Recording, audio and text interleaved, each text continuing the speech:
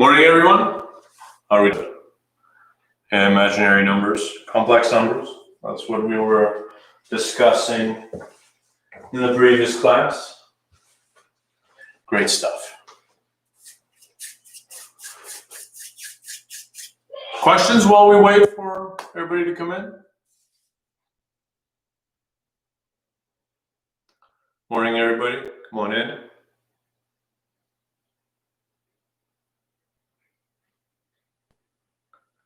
No questions on stuff we were looking at? It's all good?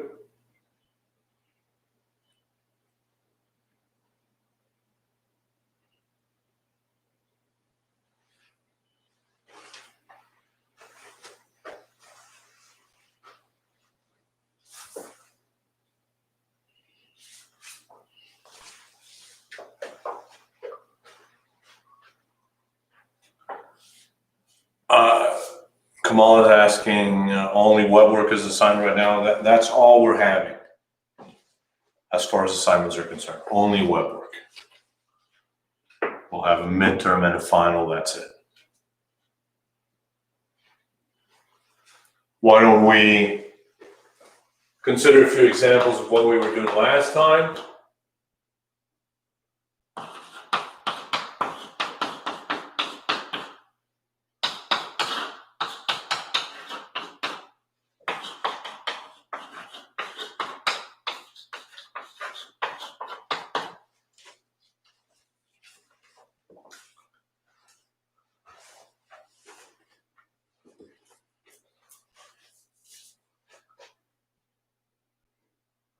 The 23rd sounds right. I believe that's a Friday. Is that correct?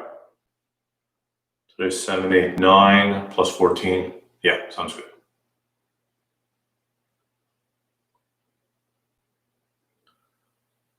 So the question is asking us to find the first two derivatives, right? The derivative and the second derivative.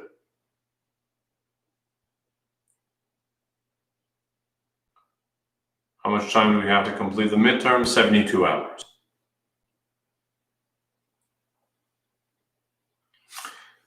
You know, we got an email suggesting that people were freaking out about 72-hour exams, that they were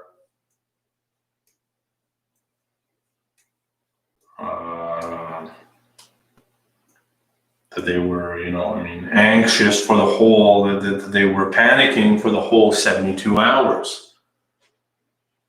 It's not a timed exam. You have 72 hours to complete it. You should not be worried about 72 hours. You should not be worried for the duration of the 72 hours. I'm giving you 72 hours to take the pressure off, not to add pressure. You know, I mean, it's really a 3-hour exam. Shouldn't take you more than 3 hours, but you have 72 hours to do it. You know, spend an hour, do some questions, go do something else.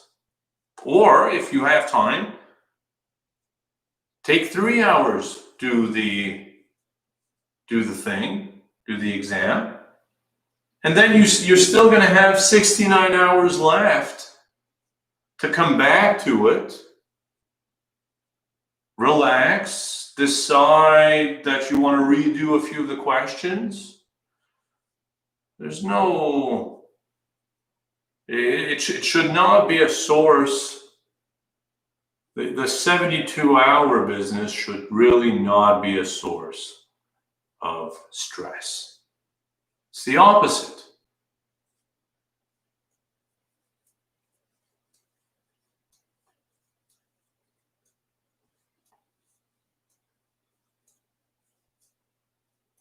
No reviews or anything.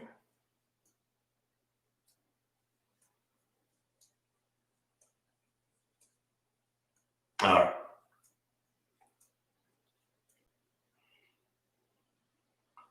Oh, wait, yeah. All right, well, let's do this. The exam will be submitted through Crowdmark. If you're not familiar with the system, don't worry about it. Very user-friendly, no multiple choice. So as Ali suggests, this is a quotient. So when you take the derivative, quotient rule applies. Let's do it. VU prime minus U V prime, derivative of this, you know what that is, all over V squared.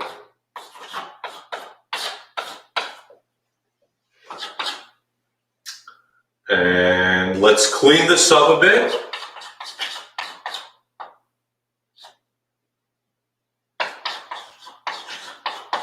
So that we have an easier time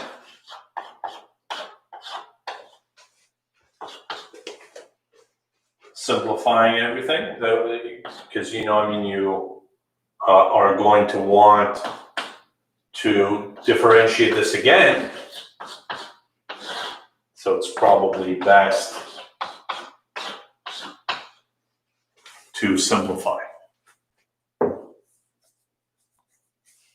We have class on the 23rd, absolutely.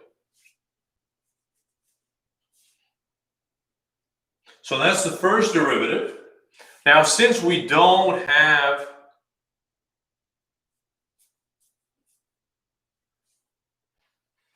are you talking about this x?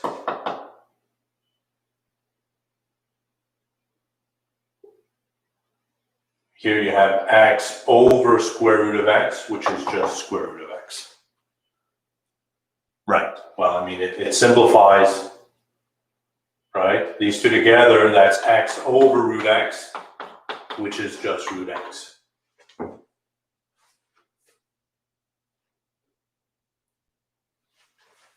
So it's right here.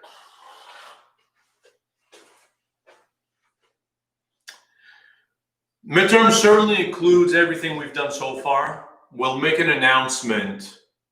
We haven't written it yet, so let's see what happens. So first derivative is this. Now, since we don't have a lot of knowledge with differentiation, I think we should expand this. Normally, I'd leave it as that. Normally, I would leave the first derivative as is and just take the derivative from there. But in this case, I think we need one extra step. I think we should expand this. This is 1 plus 2 root x plus x. And now differentiate a second time. Still a quotient, so quotient rule still applies. VU prime. So VU prime minus U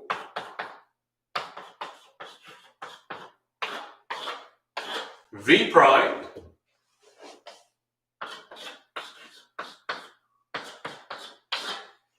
all over V squared.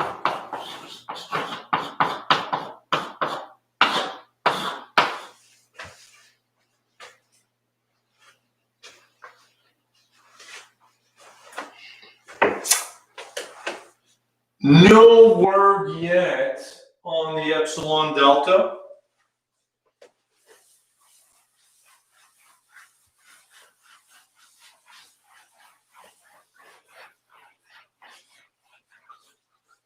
No word yet.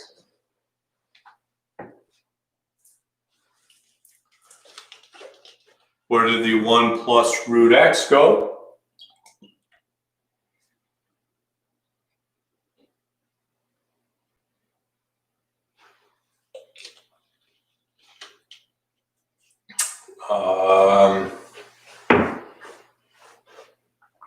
Are you talking about this one here?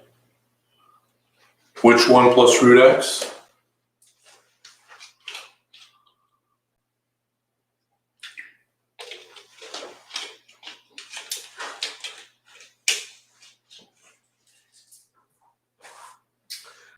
Before we do any more examples, let's recall, perhaps you don't know it by heart yet, but let's recall the product rule, the derivative of a product uv, u prime v plus uv prime, and the derivative of a quotient u over v, vu prime minus uv prime all over v squared. This is what we were using right here.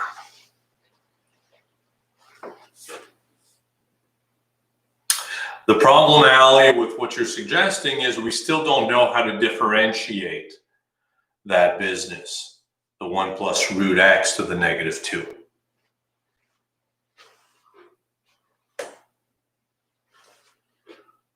Do we have to expand the second derivative? I mean, it depends on the question, and in the book, they most certainly did, I'm sure, to give you the most simple result possible. So when you're comparing your answer in the back of the book, you should do that as well.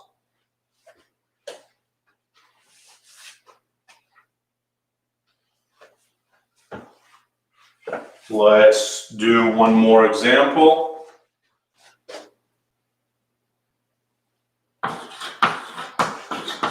Find the tangent and normal lines.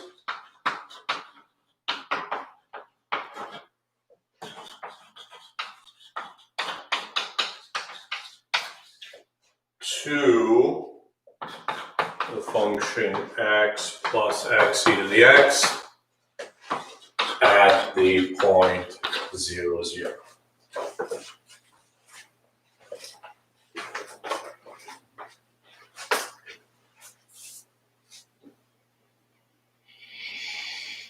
All right, tangent and normal lines. You know what to do. You know that the derivative gives you a rule for the slope of the tangent line. So let's find the derivative here.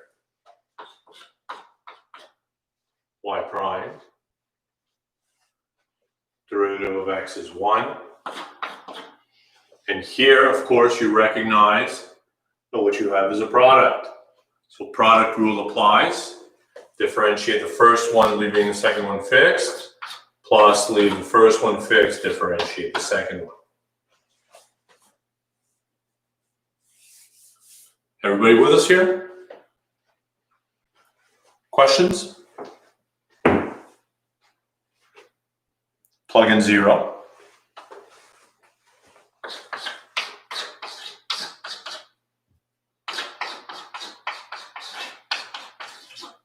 And we get 2. 2 is the slope of the tangent line.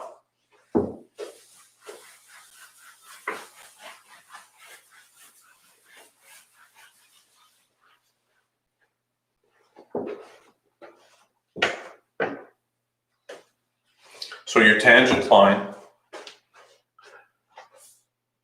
wouldn't it be multiplied by e to the x, not plus? What is multiplied by e to the x? Right, the derivative of x is 1. And then we have to differentiate this. But to differentiate that, you have to apply the product rule because it's a product, right? It's x times e to the x. So we differentiate the first one, differentiate the x, leaving e to the x fixed. So we have a 1 times this, plus leave the first one fixed, and then differentiate e to the x. But you know the derivative of e to the x is e to the x.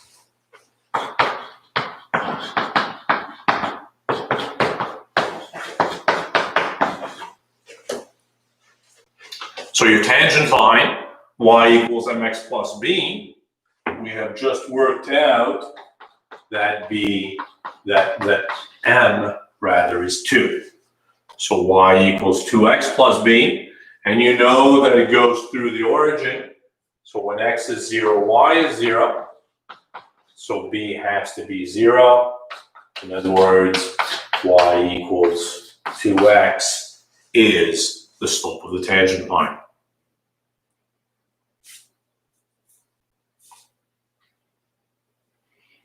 For the normal line, is everybody else's connection good, or seems to be buffering there on the part of Lita? Very good. So y equals 2x is the equation of the tangent line, and for the normal line has slope. You know what the slope of the normal line is. What is it?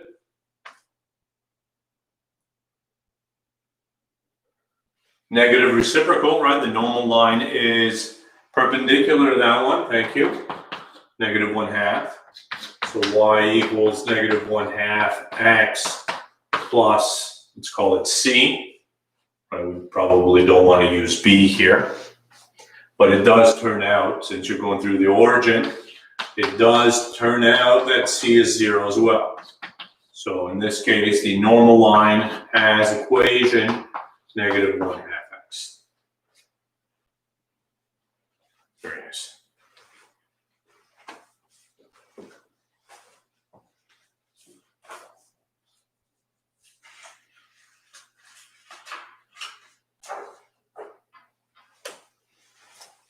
Consider the following scenario.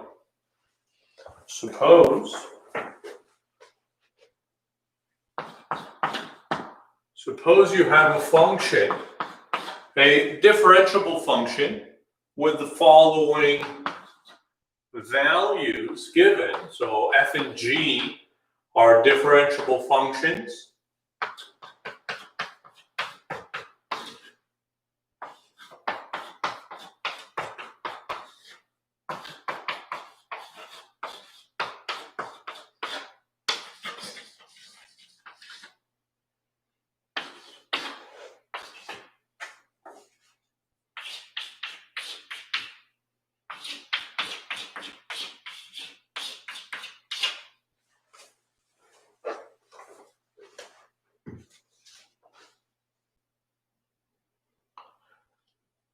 You plug in the normal before, right? You find the slope of the normal line, you plug it in, and then you solve.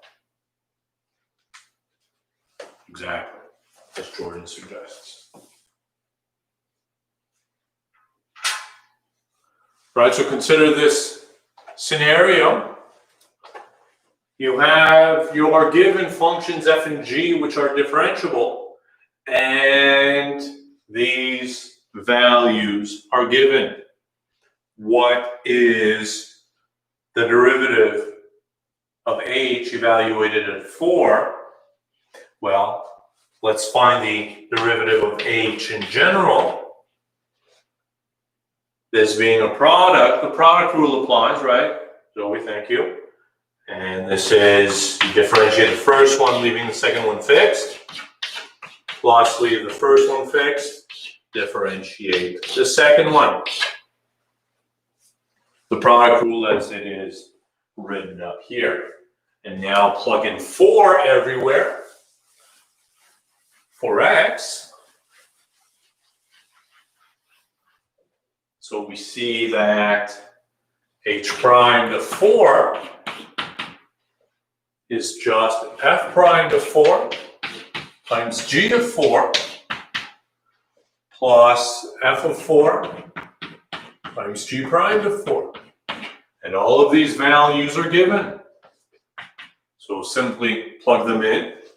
This is 6. G of 4 is 5. F of 4 is 2. And g prime of 4 is negative 3. So 30 minus 6, 24. Is it negative? I'm getting positive 24.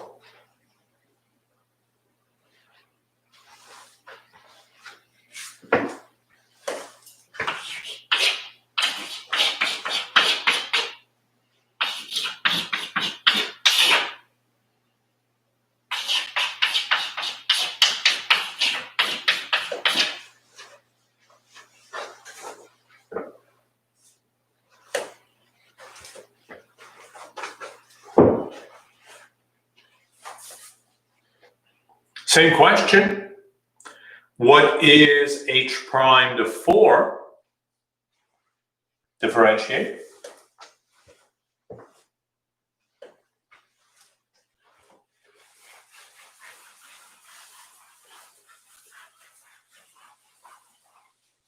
You know what to do. You know how to differentiate this, right?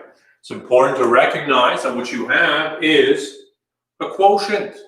So quotient rule applies.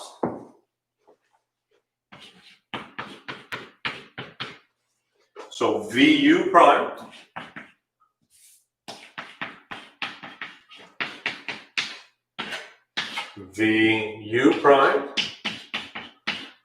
minus U V prime, and the derivative of that is F prime plus G prime all over V squared.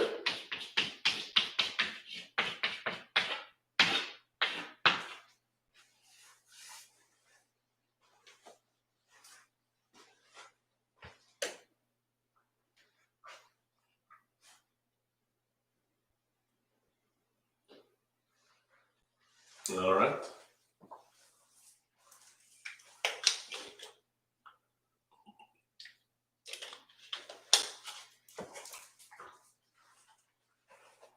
And now, simply plug 4 in.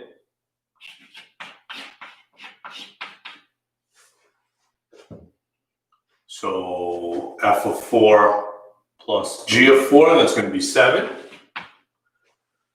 G prime of 4 is negative 3. G of 4 is 5. F prime plus G prime, that's positive 3.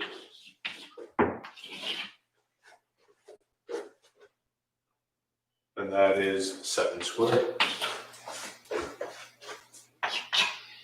So 21 and 15, 36 over 49.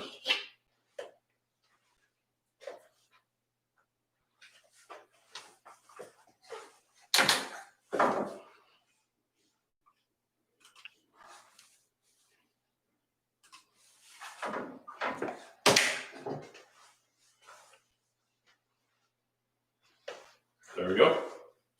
How are we doing here?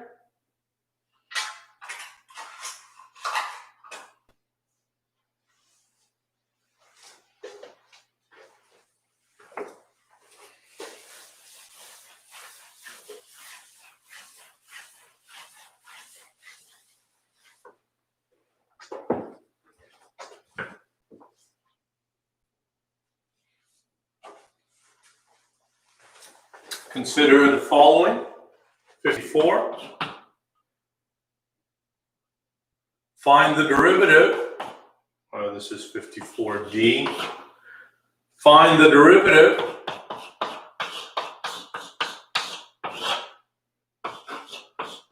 of this function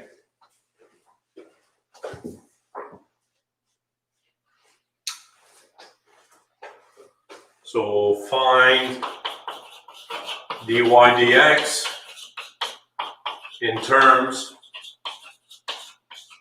of f and f prime.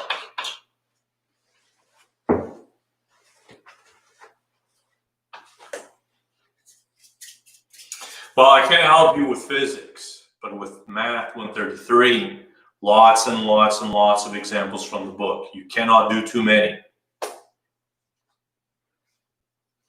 I know I've mentioned that before. I don't know what book you're using, but Nicholson, Linear Algebra, is an excellent book.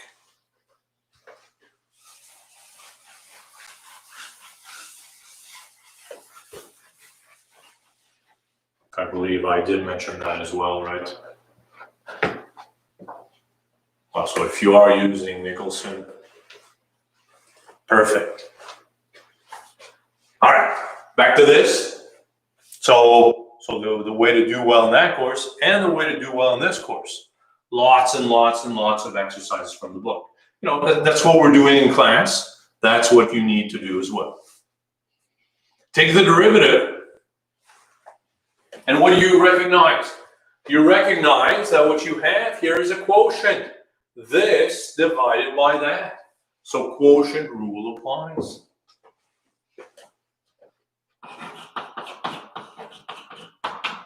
The derivative, v u prime. vu prime. So what is the derivative of the numerator? Well, derivative of 1 is 0. That's not an issue. And then you have to differentiate this. But what is that? That's a product. So product rule applies. You see, you have a product rule inside of a quotient rule. X times f of x, it's a product, so product rule applies. And then you have to apply the product rule to that part. So differentiate the first one, leaving the second one fixed. Let's leave the first one fixed, differentiate the second one. The derivative of f, we don't know what f is. So its derivative is just f prime.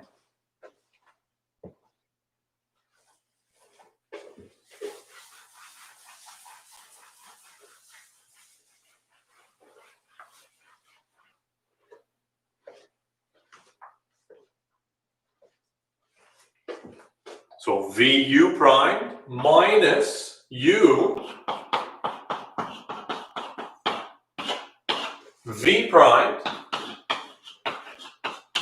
all over v squared.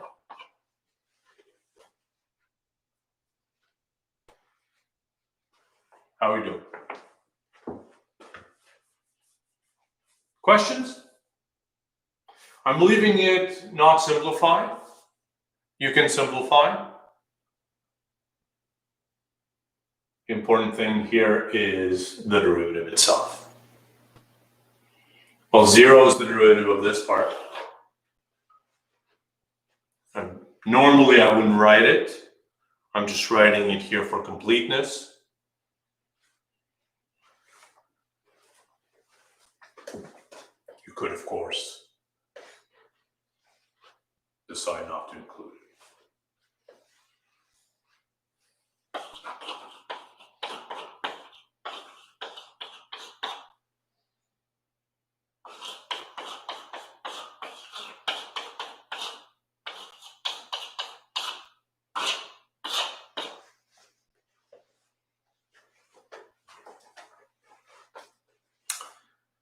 Now, you know how to take the derivative of two functions multiplied together. What if you had three functions multiplied together? How do you take the derivative of that?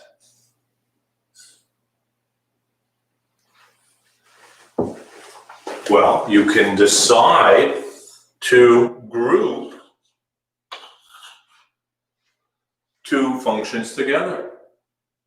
So now you have f of x times this thing. F of x times another function. And now you can do the product rule, right? It's u times v. So the derivative, differentiate the first one, leaving the second one fixed. Plus, leave the first one fixed, differentiate the second one.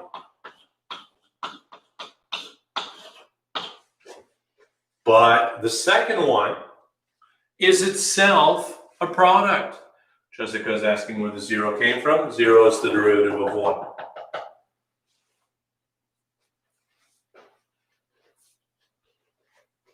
Right, so differentiate the first one, leaving the second one fixed, plus leave the first one fixed, differentiate the second one, and the second one is itself a product. So product rule applies there as well.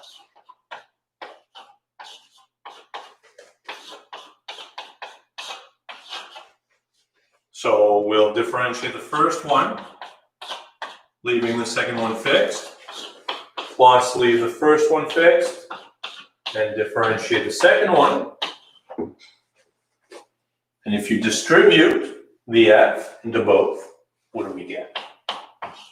F primed gh plus f g primed h plus f g h primed.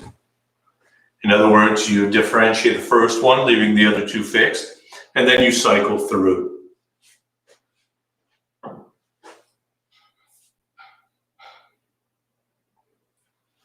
Right, so differentiate the first one, leaving the other two fixed. Differentiate the second one, leaving the other two fixed. Differentiate the third one, leaving the other two fixed. Of course, you can generalize to more functions, right? If you had 4 functions multiplied together, you could repeat that same process.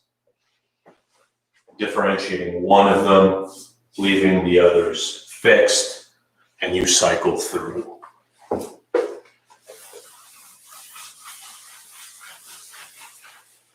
How are we doing here?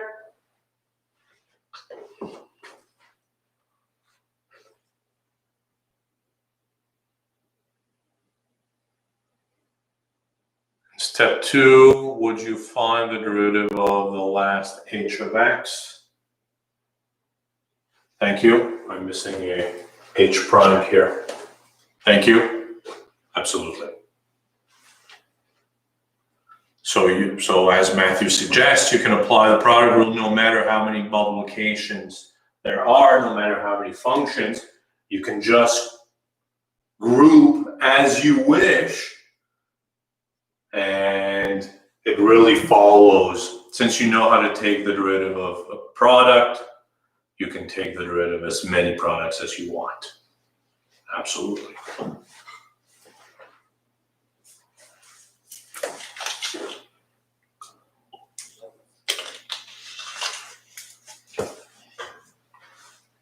Now I know what you're thinking.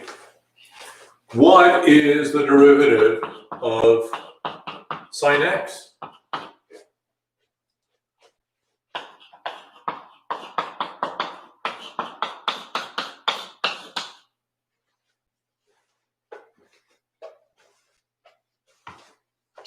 Who knows? Who knows? So let's.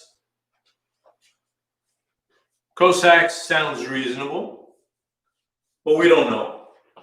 We're going to work it out, see what happens. By definition, the derivative is the limit of f of x plus h minus f of x over h as h goes to 0. And f of x plus h, what is that? Right, all I'm suggesting is when you have a new function and you don't know what the derivative is, you always return back to the definition, right? When you're going to be doing some research on your own and you discover a new function, one of the first questions that is going to arise naturally, what is the derivative? Exactly, you, Michael. What is the derivative of that new function that you've just discovered? So you're going to return back to the limit definition.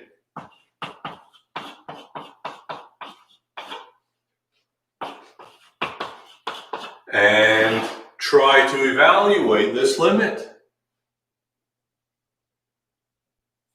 Now, by properties of sine, you know sine of a sum. There's this addition formula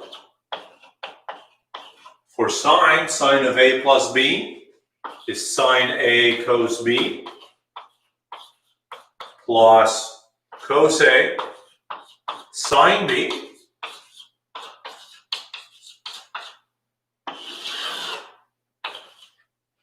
You can look it up. It's in the cover of the book. There's a few pages of formulas. Not one I expect you to know by heart, but I certainly expect you to know that it's out there. So you can always look it up if you need it. And in this case, we need it.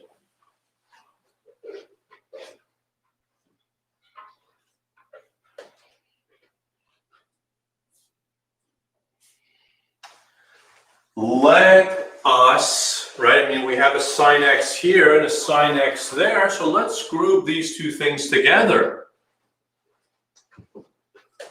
On an in-person exam, are we given any formulas? You are not. You have to know everything. Like I said, I wouldn't expect you to know this sum formula, so there wouldn't be a question for which you need it. But no formulas are given, nothing is given, you need to know everything. Let's group these two and maybe factor out a sine x. So we'll have sine x times cos h minus 1 plus cos x sine h over h. And as you know, if both limits exist, you're allowed, the limit of the sum is the sum of the limits. So let's just assume for the moment that this limit exists and that this limit exists.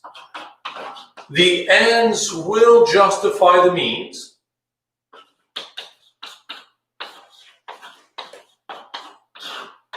Because it will turn out that both of these limits do exist.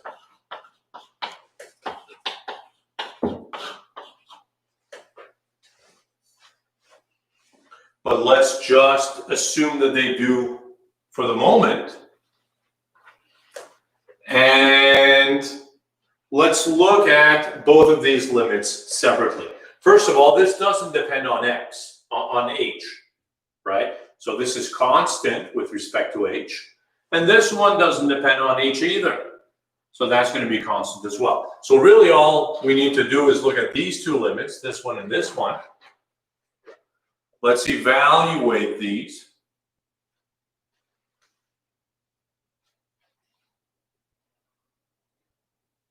How do we get, I'm suggesting that we're going to combine these two terms. Sine x cos h minus sine x. So factor out a sine x from there. Very good. So now let's consider, as an aside, the limit as h goes to 0 of sine h over h. I'm not going to prove it, but here's what happens. You know the graph of sine x.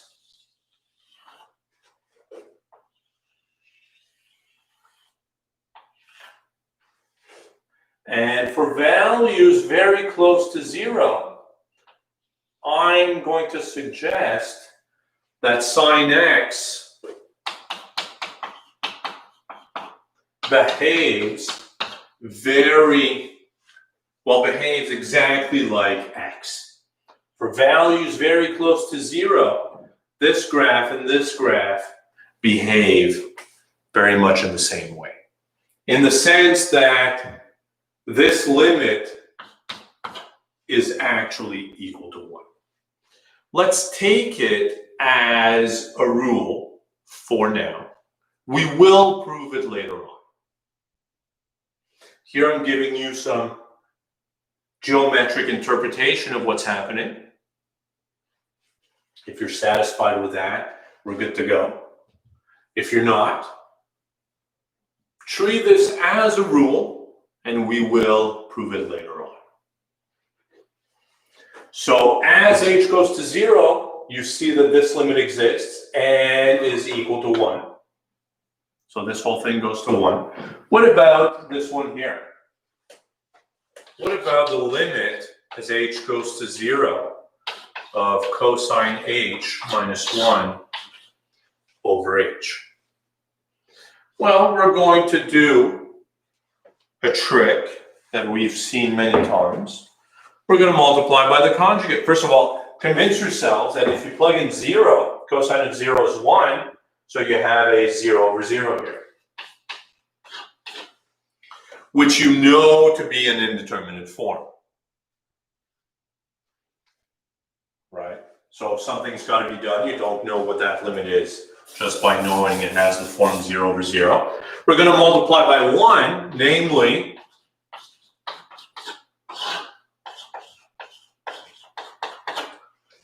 the conjugate. What happens then? This becomes limit as h goes to 0, cosine squared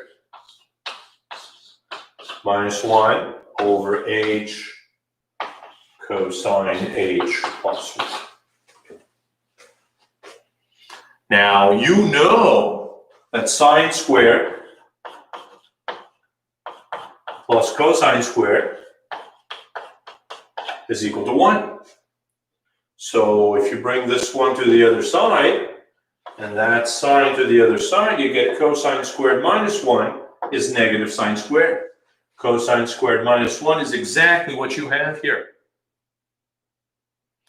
And all I'm saying is that for values of x close to 0, the sine function and the y equals x function behave in the same way. You can take that as a rule.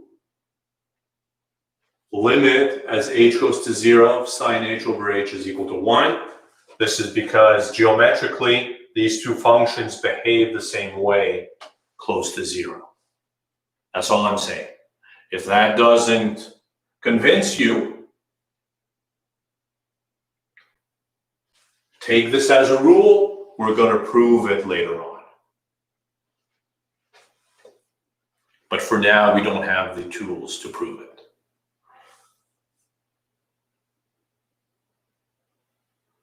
Where did the sine x go on the far left side? It's still there. This doesn't depend on h, so it's a constant. I'm saying I'm going to evaluate this limit very much like I evaluated this limit first. This sine sits there. So we evaluated this limit. I'm suggesting it's 1. Take it as a rule. And I'm going to evaluate this limit separately. And then whatever answer I get, I'll multiply by sine x. So you see that this cosine squared h minus 1 is really negative sine squared. I am running out of room here. Let me.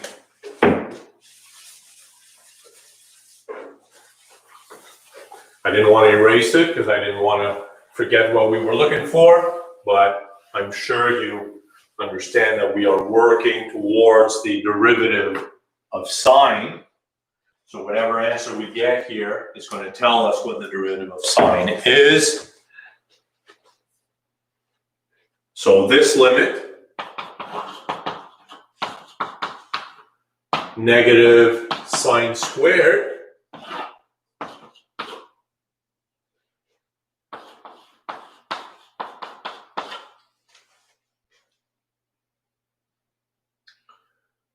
There it is. And let me split that up, if I may, as negative sine h times sine h.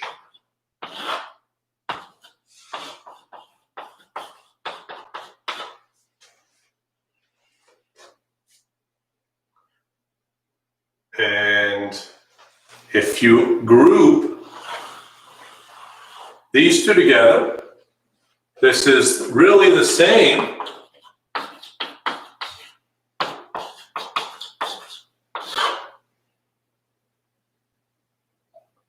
No, there's no need to do what I was going to do. We're there. So we can split that up as negative sine h over h times sine h over cosine h plus 1. Right? You know the limit of a product is the product of the limits, assuming both limits exist. As h goes to 0, this we are assuming to be 1. So this limit, well, you've got the negative there. That limit goes to 1. And what about this limit? As h goes to 0, cosine of 0 is 1. 1 plus 1 is 2, so denominator is 2. Numerator is 0, and so the whole thing is 0. So now let's go back. This limit is 1. This limit is 0. That's what we just worked out right here. And consequently, the whole thing is 0 times sine, which is 0, plus 1 times cos x, which is just cos x. In other words, the derivative of sine x is cosine x. Exactly as somebody had suggested.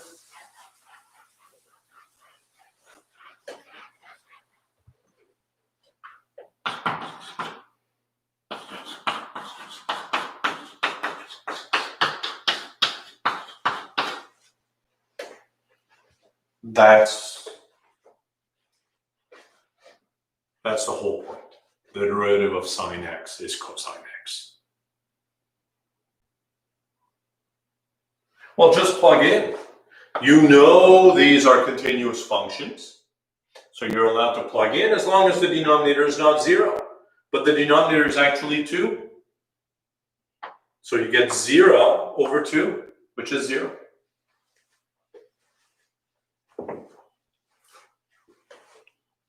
Right? I mean, it's important to see how this works out. The only assumption we made was that this limit was 1. I mean, it is a bit of a jump. It's not immediately clear. But under that assumption, we're good to go.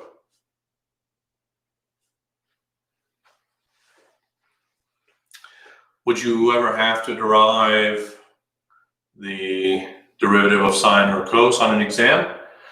Who knows?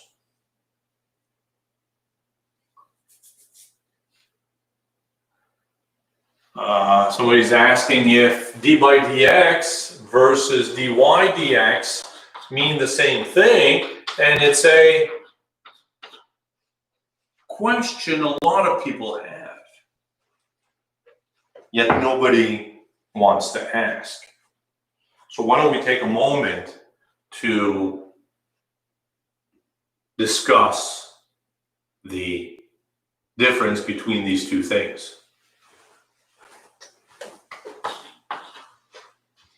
And the difference is very simple. This is a verb.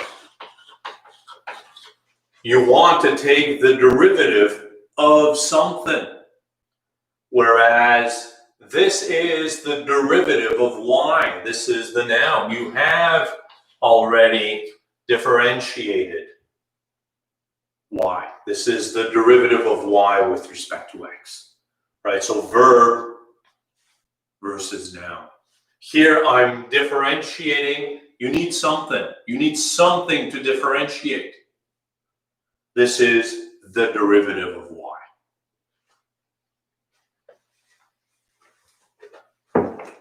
In the last example, was there a reason we knew to multiply by the conjugate when we did? There's always a reason. And the reason was we had, what was it? It was cosine h minus 1 over h, limit as h goes to 0. And you're dealing with limits, first thing to do is plug in. Plug in. If you get something, you're good to go. But here, if you plug in, you get 0 over 0, which you know to be an indeterminate form. Something's got to be done. Well, you need to know how to do the derivative of the sine proof? Maybe.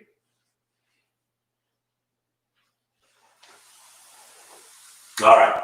So a verb versus a noun, right? Here, the derivative of something. Right? It's very much like the square root. Here you want to take the square root of something, right? This doesn't make sense on its own. But square root of 2 makes complete sense. Right? So here it's the action of taking the square root versus the number, which is the square root of 2. Right? The action of taking the square root versus the square root of 2. The action of taking the derivative versus the derivative itself.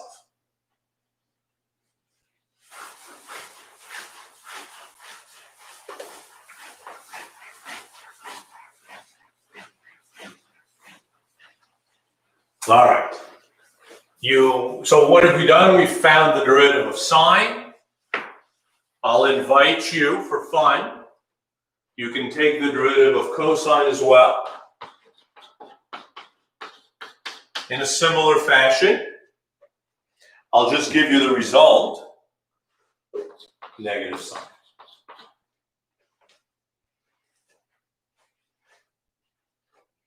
Exactly that, as Shamir's pointing out. You can say d by dx of 2x, but you cannot really, right? I mean, if y is 2x, you can do the derivative of 2x, which is really dy dx. But then if you say dy dx of 2x, this is going to mean something else, right? This does not mean these two things are not equal. Absolutely that. All right, so derivative of sine is cos, derivative of cos is negative sine. Let's take these as rules for now and let us embark on the journey of finding the 4 remaining derivatives. I mean the derivatives of the 4 remaining trig functions. Armed with this, what is the derivative of tangent?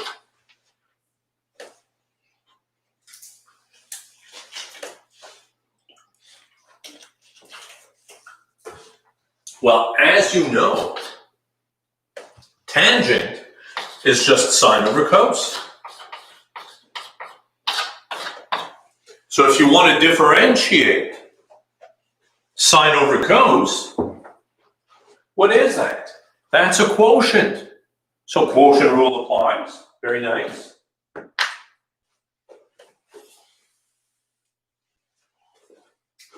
So VU prime, let me spell it out for this first one. VU prime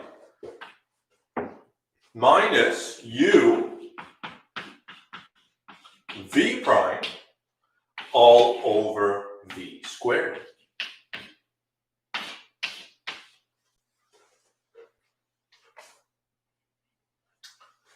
Derivative of sine, well, we just saw it. It's cosine. So this is cosine squared. right? Cosine times cosine. Derivative of cos is negative sine.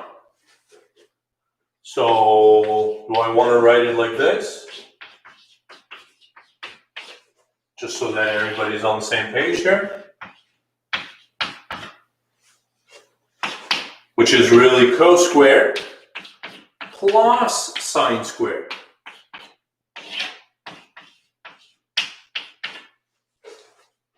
But you know sine squared plus cos squared is equal to 1. So that's 1 over cosine squared, which is secant squared. Because secant is 1 over cos.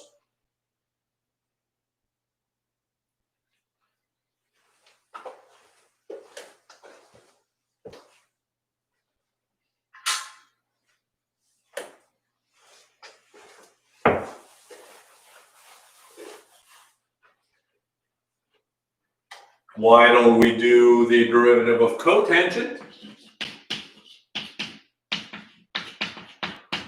Cotangent, you know to be cosine over sine.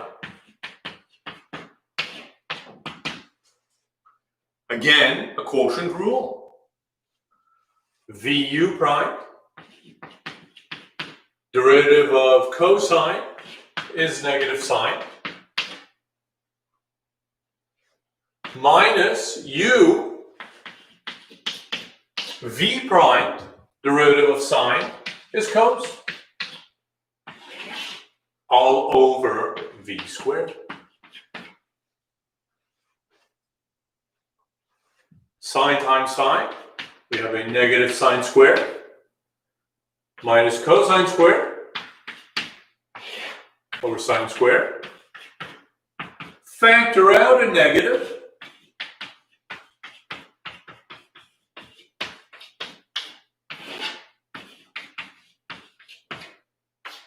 And again, sine squared plus cosine squared is 1. So this numerator becomes negative 1 over sine squared, which is negative cosecant squared.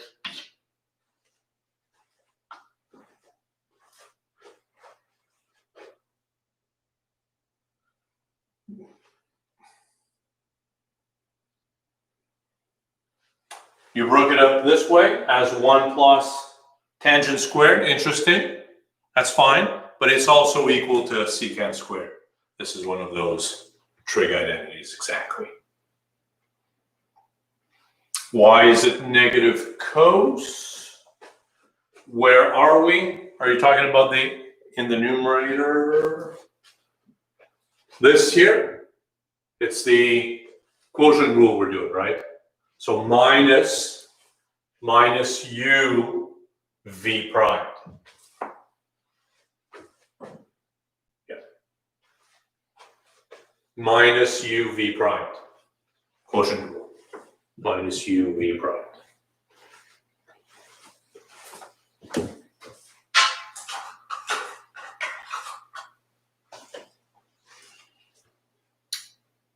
Let's rewrite what we have just found. What are we saying? The derivative of sine is cos. The derivative of cos is negative sine. The derivative of tangent is secant squared. The derivative of cotangent is negative cosecant squared. 2 more. Let's do it here. The derivative of secant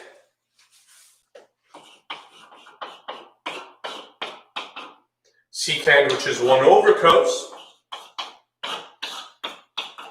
Again, a quotient, so quotient rule applies. VU prime minus u v prime, derivative of cos is negative sine, all over cosine squared, or if you prefer, sine over cosine squared. which you can break up as sine over cos times 1 over cos, which is tangent secant.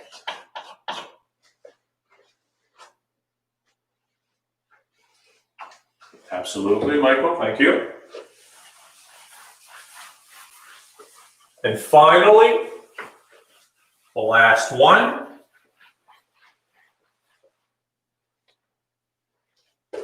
The derivative of cosecant. Cosecant being 1 over sine. Again, quotient rule, VU prime minus UV prime all over V squared, which is negative cosine x over sine squared, which you can break up into cosine over sine times 1 over sine, and that is easily seen to be cotangent, cosecant, and in other words, negative cotangent, cosecant. So let's put all of this together. What are we saying? The derivative of secant is secant tan, and the derivative of cosecant is negative cotangent cosecant. Well, I guess I should write it the other way. I want to be consistent and point out the way to remember them, right?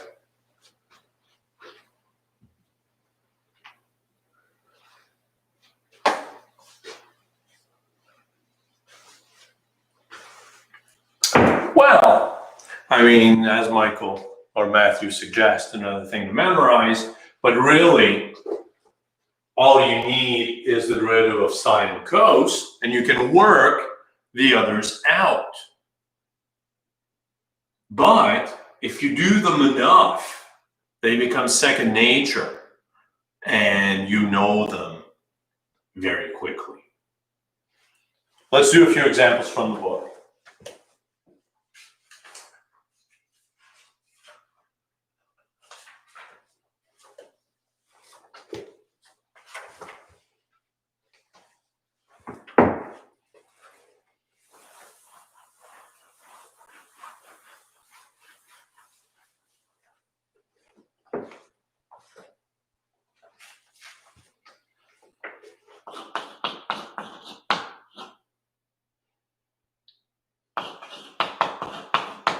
We're asked to differentiate the following functions.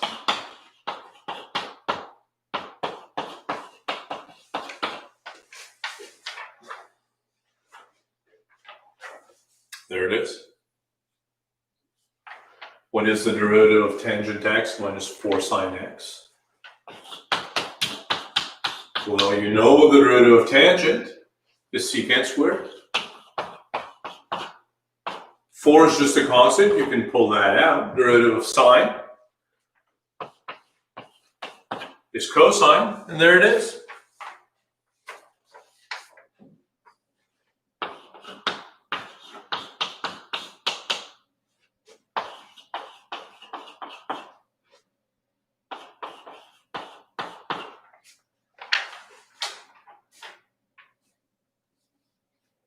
Again, derivative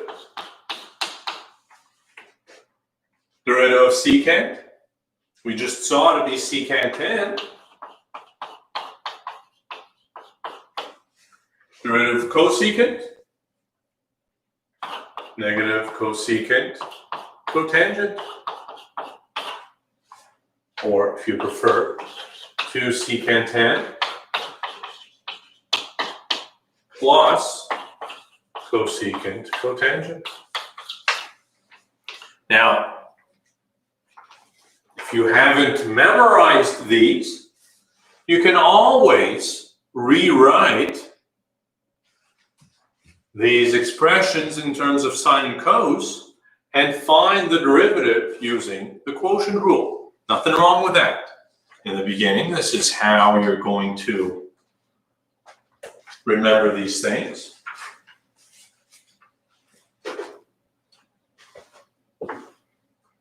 Let me leave that up for a few moments again.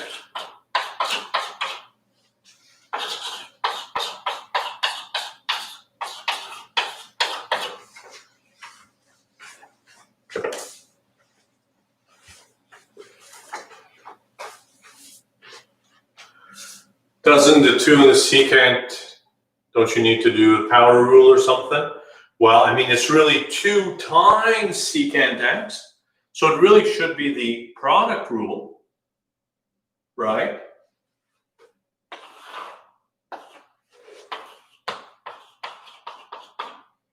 And if you differentiate this according to the product rule, differentiate the first one, leaving the second one fixed, plus leave the first one fixed, differentiate the second one,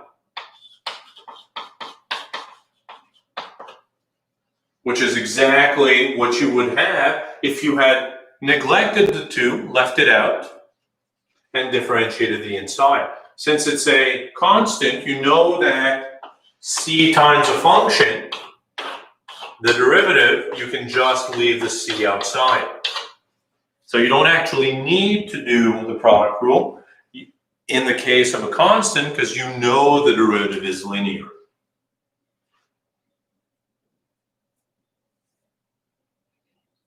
But even if you did, the answers would coincide, and they do.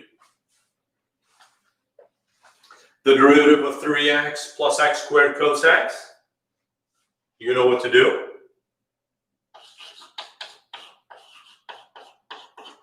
Derivative of 3x is just 3.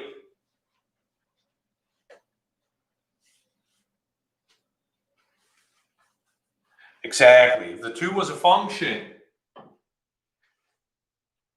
then it would be different. Yeah.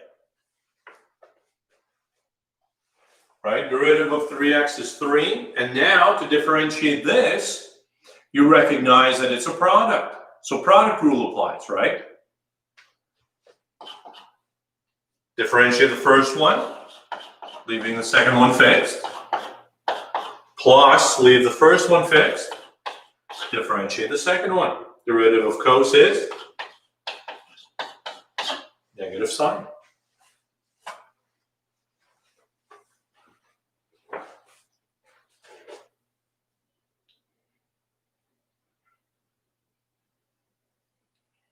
Absolutely. Thank you, Michael. There it is.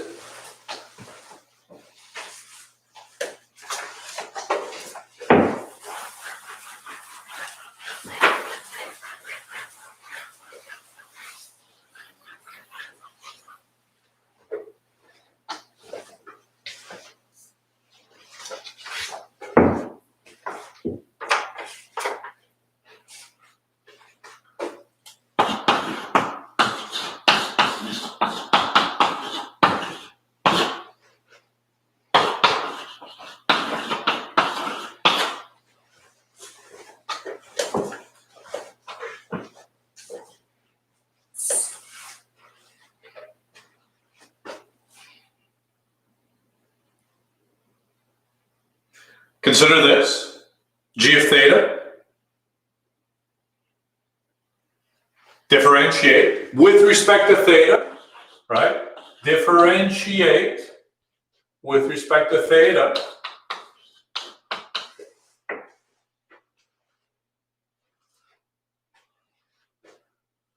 And how do we differentiate? You recognize that it's e to the theta times this.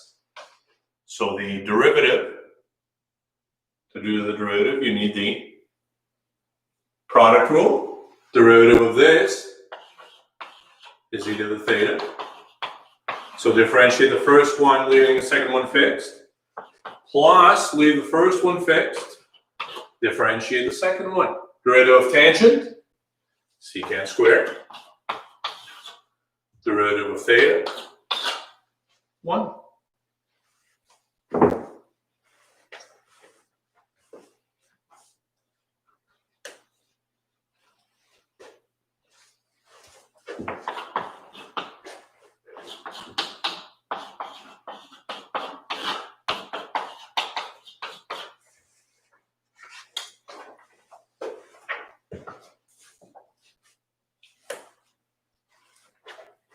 You know what to do. We're again looking for the derivative. How do we differentiate? You tell me.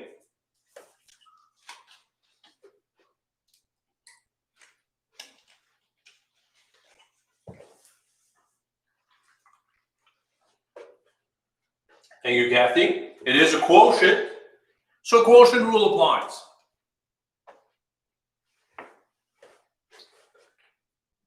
VU prime, derivative of U is negative sine, minus U, V prime, derivative of 1 is 0, derivative of sine is cos, so we get a negative cos, all over V squared.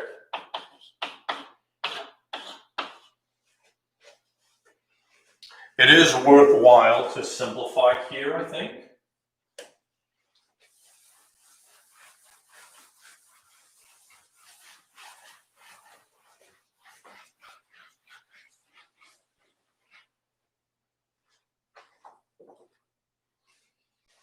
What do we get? Let's expand the numerator. We get a minus sine x. Minus sine times minus sine is a plus sine squared.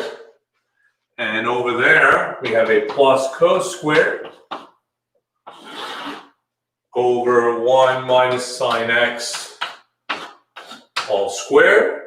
Sine squared plus cosine squared is 1. So we get a 1 minus sine x over 1 minus sine x all squared, which you can easily cancel one of these. 1 over 1 minus sine x.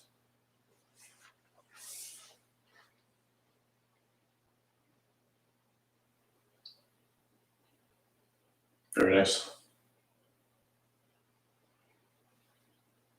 How are we doing here? Questions?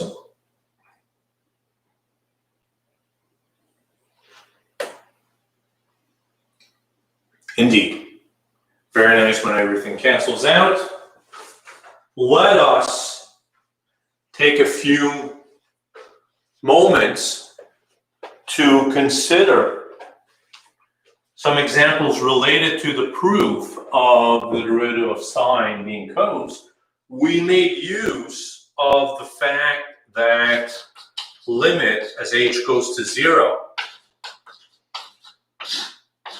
of sine h over h is 1. In other words,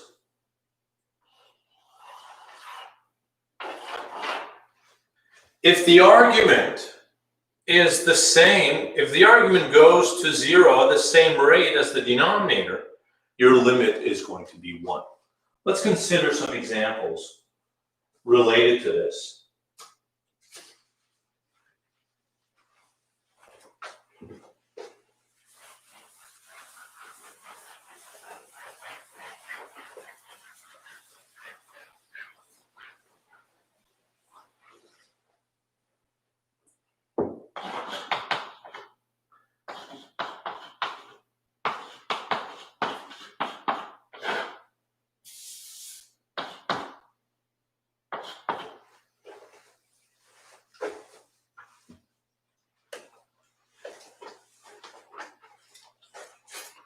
Consider this.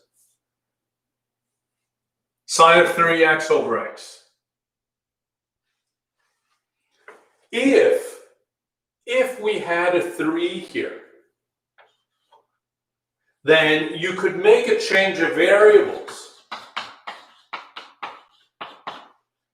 let h equal 3x, so that as x goes to 0, h also goes to 0, and this would have become the limit as h goes to 0 of sine h over h, which would have been 1. But we don't have a 3x. Instead, we just have an x. And as you know, there's no way for you to take that 3 outside. That's not going to happen. But we can do the next best thing, and that's bring a 3 into here by multiplying by 1. If you multiply by 1, namely 3 over 3, you don't change anything. And in that case, this becomes 3 times sine of 3x over 3x. And now the argument is the same as the denominator. They go to 0 at the same rate. You could make this change of variables if you wanted to, and you would get this. So this limit is going to be 1, and so the limit of the whole thing is 3.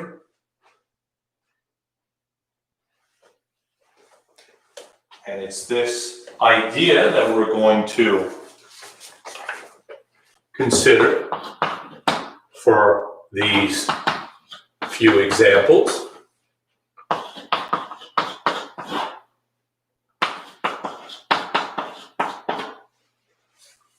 Consider this, sine of x over sine of pi x.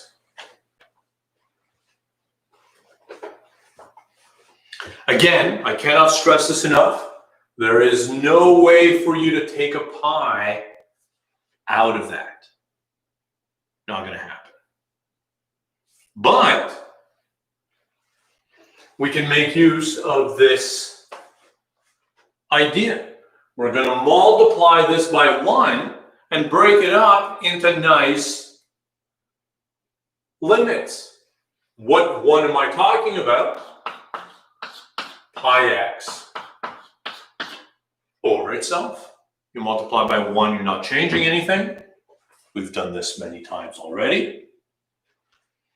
And now we're going to break it up into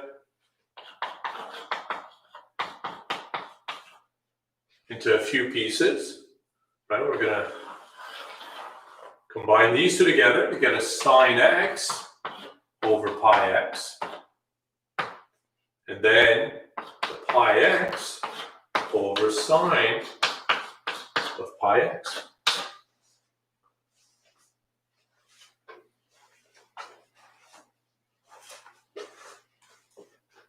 Very good. And if we consider this, first of all, observe that this is actually the same.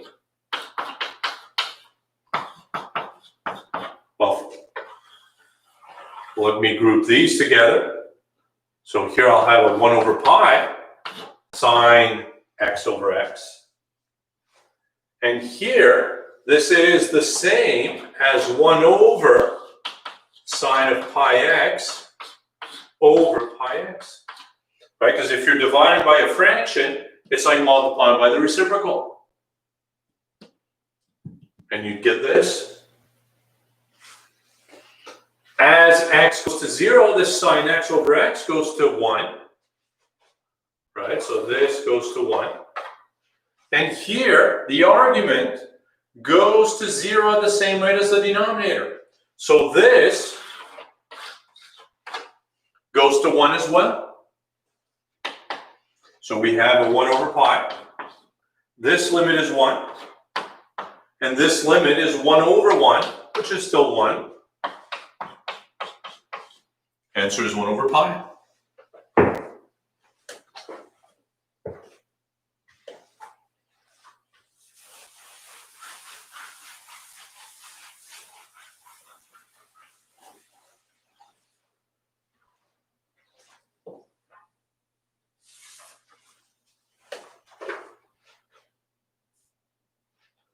Second line of the denominator. The idea is this.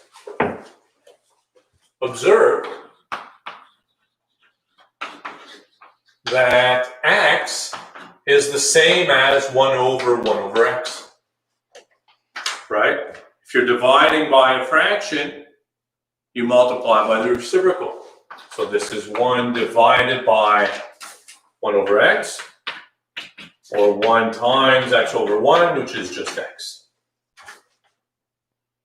So here, or, I mean, that's fine. Perhaps, in this case, let me suggest an easier way to view it. A over b is the same as 1 over b over a, right? Because this is 1 divided by b over a. And when you divide by a fraction, you multiply by the reciprocal. So a over b is the same as 1 over b over a. A over b is the same as 1 over b over a.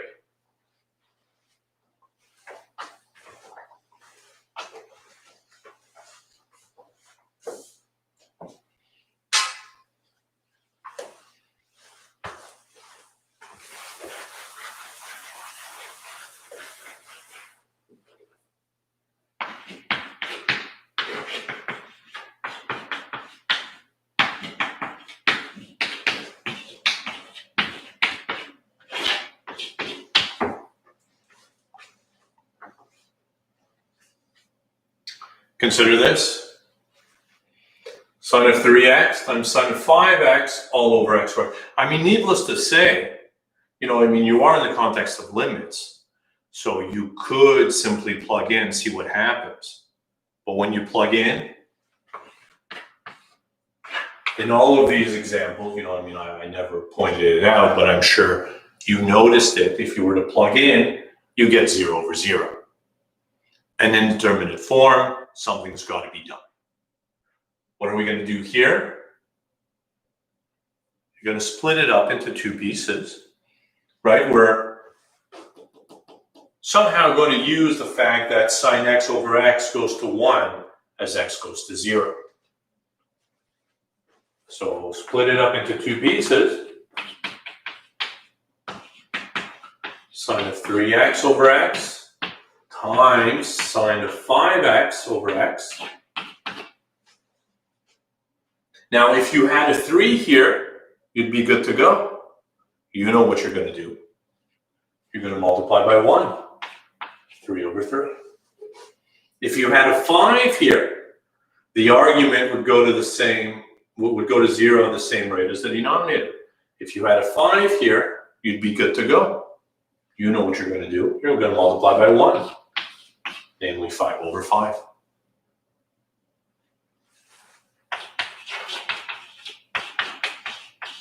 So this is, we'll leave the 3 outside.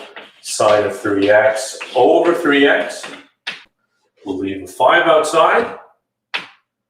And have a sine of 5x over 5x. To convince yourselves, if you really wanted to, you could make a change of variables here. H is equal to 3x. So you'd have a sine h over h. As x is going to 0, 3x is going to 0, so your h is going to 0 as well. You don't have to do that, but if you want to convince yourselves, that's really what's happening. This goes to 1, this goes to 1, leaving us with a final answer of 15.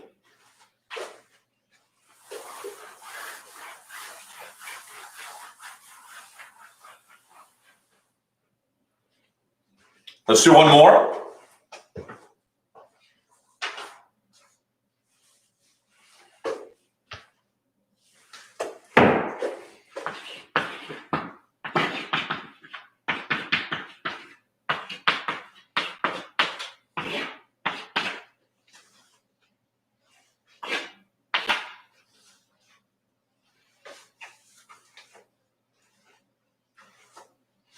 Sine of x squared over x. right? In the same fashion as before, you need the argument to go to 0 at the same rate as the denominator, right? The argument and the denominator must be going to 0 at the same rate. Here you have an x squared. You cannot take anything out, so that's not going to happen. The only thing you could do is bring an extra x into the denominator. If you multiply by 1, namely x over x,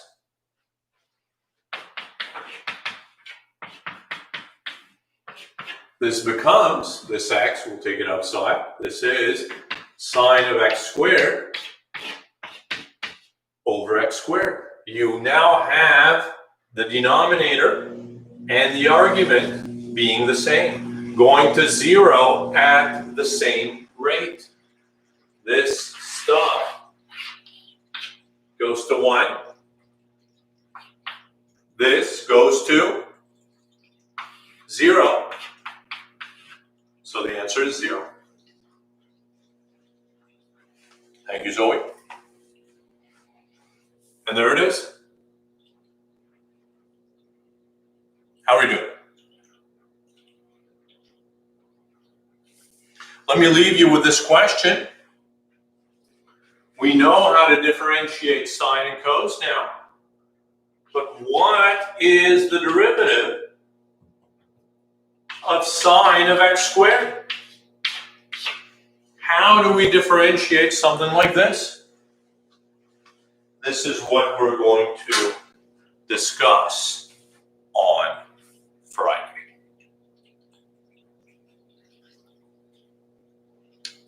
Thank you all for coming. Yeah, seemingly we got through this without the buffer. Chain rule indeed. The answer to this is the chain rule, and that's what we're going to discuss on Friday. Thank you all for coming. You guys have a good one. I will see you on Friday.